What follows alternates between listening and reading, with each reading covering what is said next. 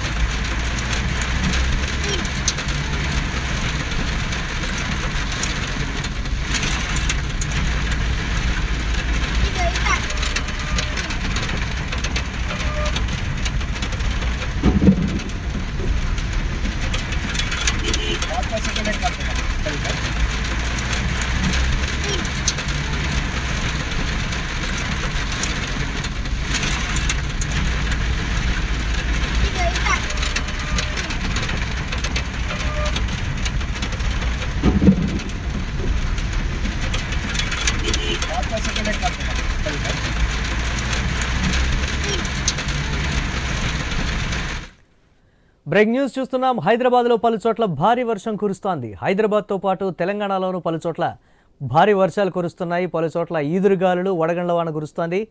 దీంతో పలు ప్రాంతాల్లో నీరు నిలిచిపోయింది. ఇంకోవైపు ట్రాఫిక్ సిగ్నల్స్ దగ్గర భారీగా వాహనాలు నిలిచిపోయాయి. దీంతో వాహనదారులు తీవ్ర ఇబ్బందులు పడుతున్నారు. హైదరాబాద్లోని ప్రధాన కూడళ్లలో భారీగా ట్రాఫిక్ నిలిచిపోయినటువంటి బ్రేకింగ్ న్యూస్ చూస్తున్నాం. ఈ నేపథ్యంలో ఎక్కడికక్కడ నీరు నిలిచిపోవడంతో ట్రాఫిక్కి తీవ్ర అంతరాయం కలుగుతోంది.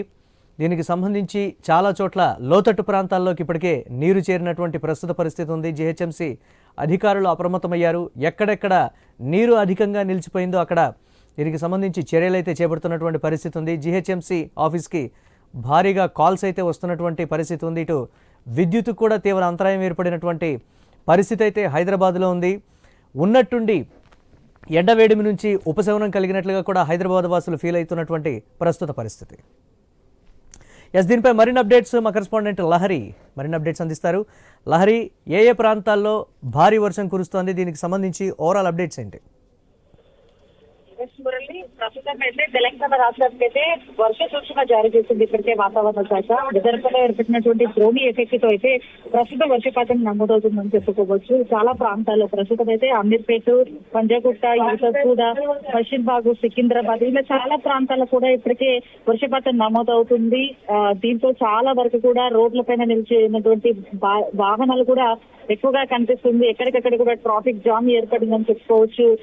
ఎగ్జాంపుల్ గా ఇటు అమీర్పేట కావచ్చు, యూసఫ్గూడ కావచ్చు, పంజాగుట్ట సర్కిల్ దగ్గర కావచ్చు, చాలా ఏరియాల్లో కూడా ట్రాఫిక్ జామ్ ఏర్పడిందని చెప్పుకోవచ్చు. అయితే కొన్ని ప్రాంతాల్లో ఇటు చెట్లు కూడా కింద పడ్డాయని చెప్పేసి మనకు అందుతున్నటువంటి సమాచారం అయితే కనిపిస్తుంది. ఎందుకంటే చాలా వరకు కూడా ఈదురుగాళ్ల ప్రభావం అనేది ఎఫెక్ట్ అనేది ఎక్కువగా కనిపించింది. గంటకు 30 నుంచి 40 కిలోమీటర్ల వేగంతో ఈదురుగాళ్ల ప్రభావం కూడా ఎక్కువగా కనిపిస్తుంది. ఎందుకంటే వర్షపాతం ఒక్కసారిగా కూడా వాతావరణం చేంజ్ అయింది.